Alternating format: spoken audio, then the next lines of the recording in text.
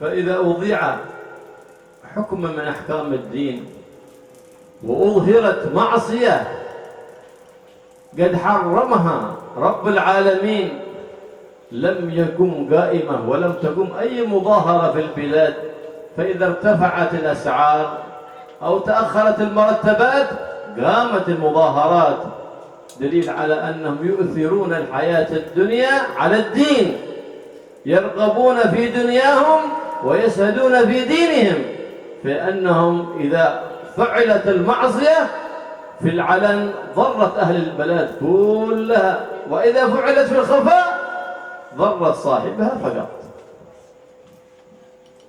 Tatkala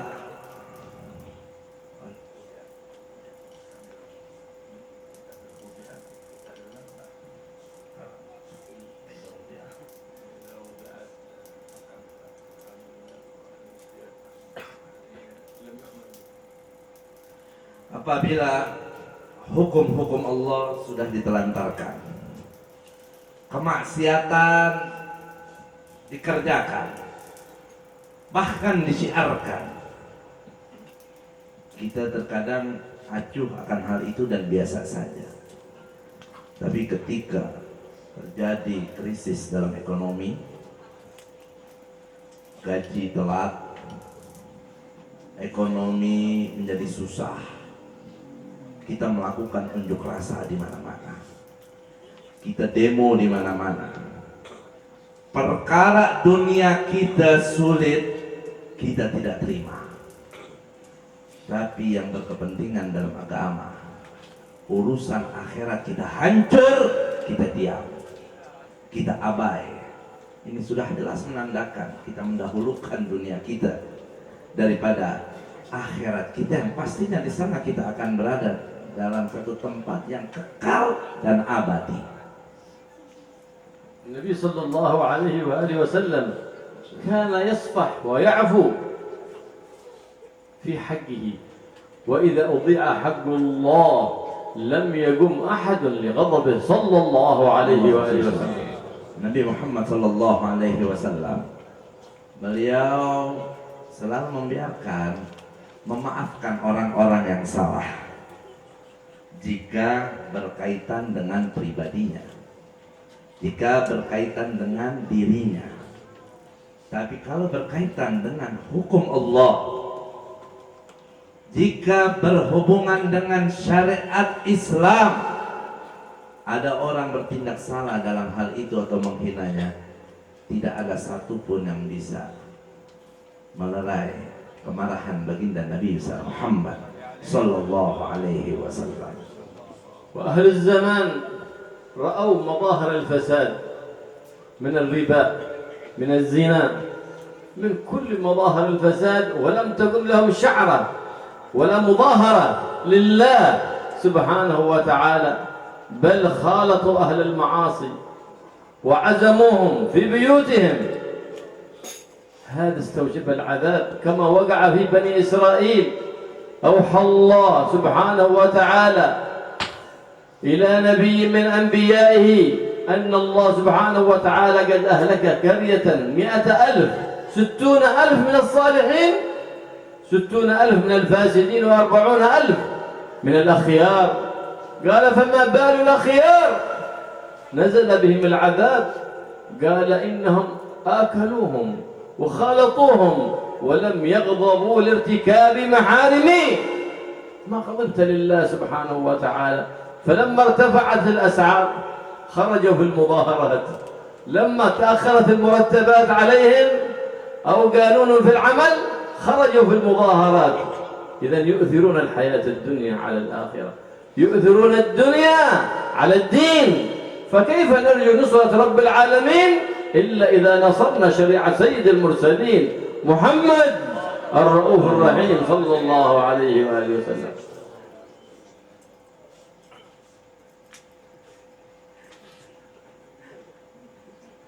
Kemudian beliau mengingatkan ahlul zaman, kita yang hidup di zaman sekarang ini bungkam, diam atas aneka ragam kemaksiatan. Riba terjadi di mana-mana. Perzinahan terjadi di mana-mana. Tapi mana ada dari kita melakukan demonstrasi unjuk rasa untuk kemaksiatan itu dibubarkan? Tidak ada. Tapi ketika gaji telat, ekonomi sulit, harga pada naik, kita melakukan demonstrasi, kita unjuk rasa. Tapi ketika hukum Allah dipermainkan, semua kita pada diam.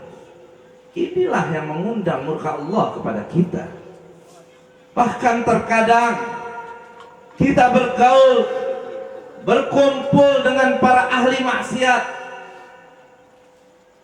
para ahli berzina, para ahli zina, orang yang mabuk kita gauli, kita undang ke rumah kita. Kita tidak nasihati mereka, kita tidak tegur mereka. Bahkan kita bergaul dengan mereka seperti biasa. Ingat apa yang terjadi pada Bani Israel.